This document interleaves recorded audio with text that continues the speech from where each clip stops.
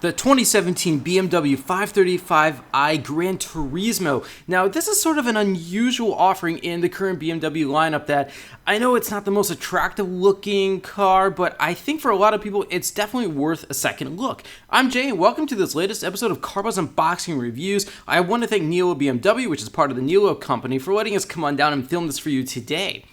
So yes, the BMW 535i Gran Turismo, Gran with no D at the end, G-R-A-N, kind of a weird spelling. But this was a car that was first launched for the 2010 model year, and it essentially serves as a replacement for the BMW 5 Series wagon.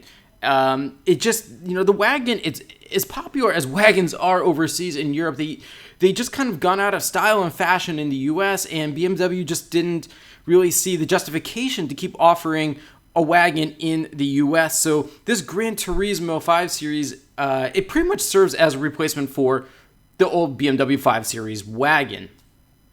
Now, Gran Turismo, what basically you're looking at is a vehicle that is based on the exact same platform as the previous generation BMW 5 Series. Now, BMW just revealed a brand new 5 Series at Paris several weeks ago, but this is still based off the previous generation model. And basically, all they did was kind of expand it. It's almost like a ballooned version of the BMW 5 Series sedan. And why this is pretty good is that it offers the same rear seat legroom as the previous generation BMW 7 Series sedan and the same rear seat headroom as the BMW X5 sport utility vehicle. So yes, this is a very interesting model in the sense that you get a lot of interior space, flexibility with a cargo room, but it's still essentially a BMW 5 Series, but without so much the raised ride height like you would find on, say, the BMW X6 or any other crossover SUV today. And of course, what you get with this Gran Turismo is just everything else you love about BMWs, such as, everything you get from the previous generation 5 Series. And that previous generation 5 Series is still very much on sale, by the way. Now this interior, they call this Mocha Nappa leather. It's got an anthracite wood trim, ceramic controls, which actually cost an extra $650, and they're just around, like, say, the BMW iDrive rotary dial, and it kind of gives it like a deep black glazed finish. Yes, they charge $650 for that. Welcome to buying a BMW. And of course, everything here is just spectacular build quality. Everything from luxury German automakers, whether it's Audi, BMW, Mercedes-Benz, very, very high quality throughout. And stepping into the rear seat here, you can tell initially, this might just look like a regular 5 Series sedan, but I'll show you later in this video the flexibility the Gran Turismo version offers. And again, as you saw in the beginning, the exterior design of this, which I'll get to later on as well, it's not the most attractive. And I think that's one of the reasons why this model isn't selling quite the way BMW had hoped, because it just looks weird looking from the outside, at least to me. Yes, this is the head-up display. It's part of the driver assistant package for an extra $1,400, and you also get a rear view camera with that. Yeah, here's that iDrive rotary dial with the ceramic controls. Again, $650 you spend just to give it that glazed black look. I mean, if you want to spend the extra $650, go ahead. I don't think it does anything to really enhance the car. So this is the latest version of BMW's iDrive infotainment system. It's I believe it's a 12.2-inch screen. 10.2-inch screen. And if you've seen all other BMW iDrive systems, this is exactly the same. Initially, it might be a little confusing for newcomers to the brand, or if you just really don't have any experience with infotainment systems. But as I always say, BMW was really one of the first to get into infotainment systems with iDrive back in around 2001, 2002. And the first iDrive was very complicated, but to BMW's credit, because they were so forward-thinking at the time, they just evolved the system, and now it's much more user-friendly. And BMW also updates it on a consistent basis, too, so yeah, once you figure it out, you got it down.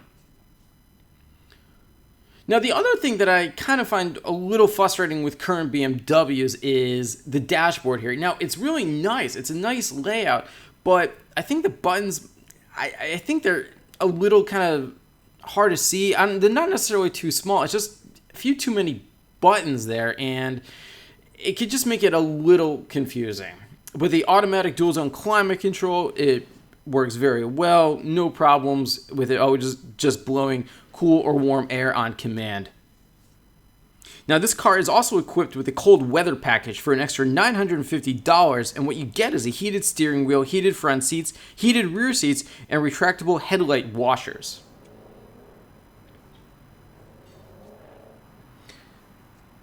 And other features you get in the interior here is a smartphone integration that costs an extra $200. Other standard features include a voice command system and advanced real-time traffic information, 14-way power front seats with 4-way lumbar support, and driver's seat memory.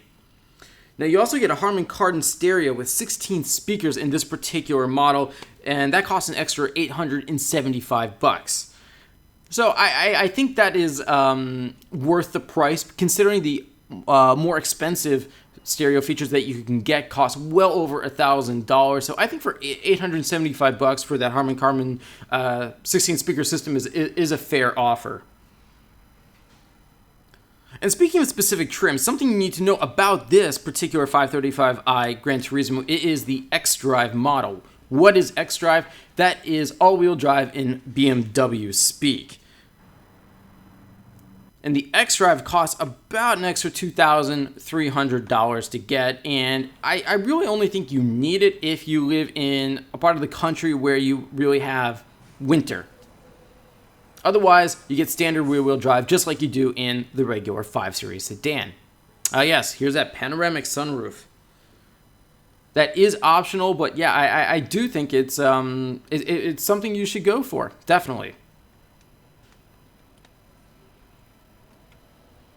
All right, so let's talk safety here. Now, because this vehicle, its design has been around for almost 7 years now, it's gone through all the major crash tests. For an example, it received a 5-star overall U.S. government crash test rating.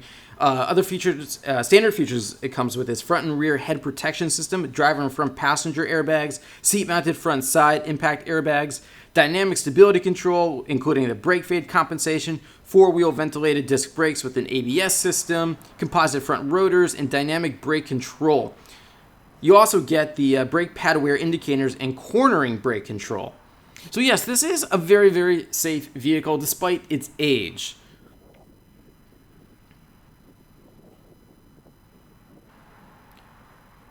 And because of you get those 14-way power driver seat there, it's very easy to find the ideal seating position regardless of your height. Now, this car is also equipped with the M Sport package for an extra $3,350, and you get that M steering wheel right there, along with an anthracite headliner and an exterior aerodynamic kit. Yes, $3,350 for a package that includes that nicer steering wheel. Again, this is BMW for you. You want these extra features that look cooler, they're nicer, they make you pay for them. And it just increases the price of the vehicles dramatically and very, very fast. And this car is also equipped, speaking of extra packages, with the premium package for an extra $1,600. And what you get with that is a comfort access keyless entry, soft close automatic doors, and a 1-year subscription to Sirius XM radio.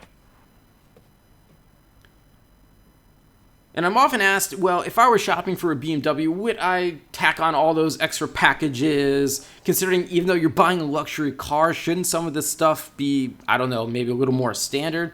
And my answer to that is, it depends entirely on my budget. If your budget allows, then go for it.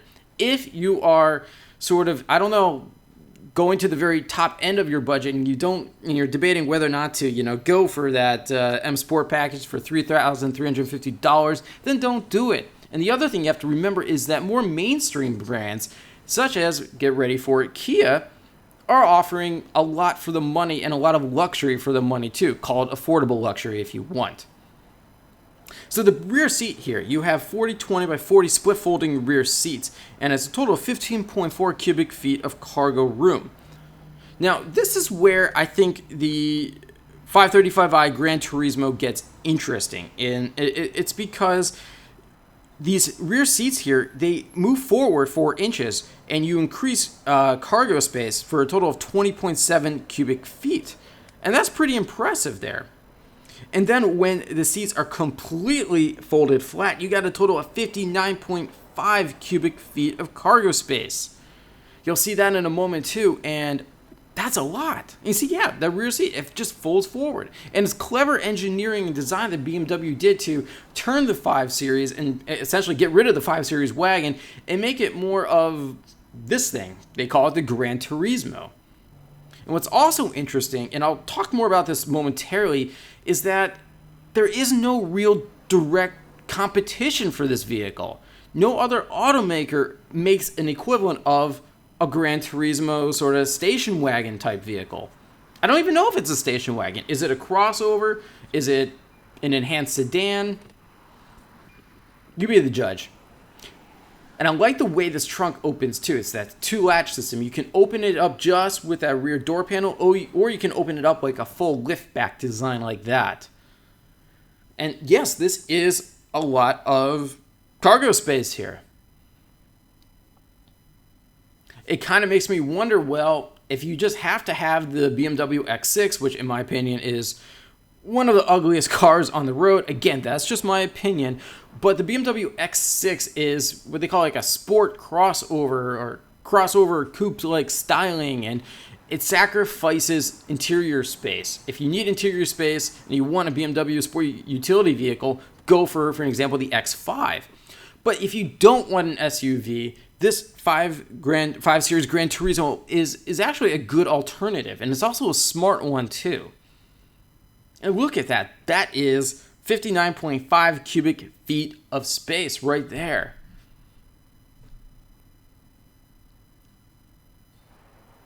So how does it drive? Well, it handles like a true BMW. It's fun to drive, and it has really great handling.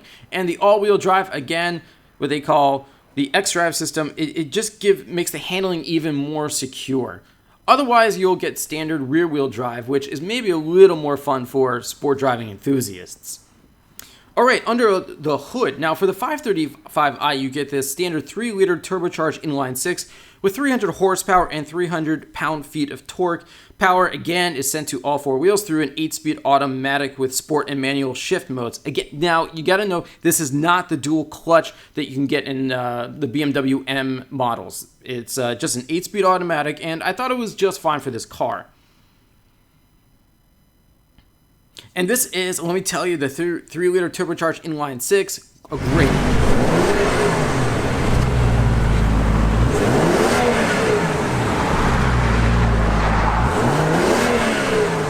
Okay, so performance, 0 to 60 miles per hour in 6 seconds, and a top speed of 147 miles per hour, which is electronically limited. Now, the optional engine in the 550i Gran Turismo is a twin-turbo 4.4-liter V8 with 445 horsepower and 480 pound-feet of torque. So yeah, it's got an extra 145 horsepower. That's a lot. But it has a base price that is over $12,000 more than the base 535i. And I think that's starting to get really, really expensive, in my opinion. So this exterior here, now they call this exterior color Alpine White, which if you see it up close, it's really a nice white paint. It's got sort of a metallic look to it, and it does cost a bit extra. But I think the white suits the exterior of this model just fine, even though I'm not a big fan of this exterior styling, even though you have these optional 20-inch alloy double-spoke wheels. Those cost an extra $950. The xenon adaptive headlights, LED fog lights, Corona headlight rings, and LED turn indicators. And again, with that M Sport package for $3,350, you get an aerodynamic kit. It just kind of gives it a little bit of a sportier look overall. But again, this is, even though it drives and handles like a BMW, this is not like a true performance machine like the BMW M5 sedan. But look at it from the side view here. It just, I don't know. It's sort of boxy with a lift gate design in the rear, I don't know. It does remind me of an X6 that with a lower ride height. And I know a lot of the automotive magazines have just saying, you know, this is a really versatile vehicle, but it's just plain ugly. And I don't want to call it plain ugly, it's just certainly not very attractive. But I do know the people who do buy them appreciate it. And even from the the rear seat space here, it's only okay. Again, this rear liftgate design. It's very clever overall. And if it's not the vehicle for you, BMW has a lot of others that I think will suit you just fine. So let's talk pricing here. Now, the 535i GT as in Gran Turismo, it begins at $60,900. Now, our tester with the xDrive, which costs, again, about an extra $2,300, and all the extra features, plus a $995 destination fee. Grand total, this one right here, $74,170. Yeah, $75,000 for this, I think, is a lot of money. But you are getting a true luxury vehicle in return that's very versatile. It's got a lot of cargo space, and maybe it's just a little different. You don't see as many of these on the road as you would, say, a 5 Series sedan, an X5, or an X6.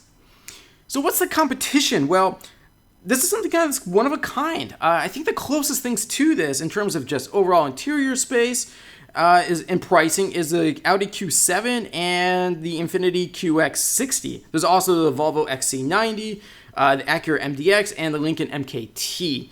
Now, none of those go quite as expensive as this, but they all have a similar base price, if not even less.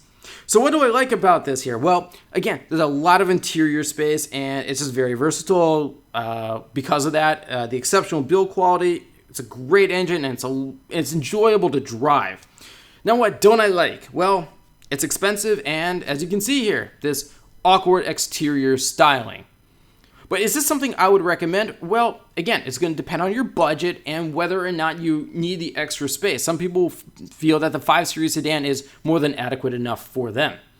But I'm out of time for today, so thanks for watching, everyone. Any more questions for me, just leave them in the comment section below. Any suggestions for future unboxing reviews, also leave those in the comment section. And be sure to subscribe to the CarBuzz Unboxing YouTube channel. So until my next video, I'll see you next time.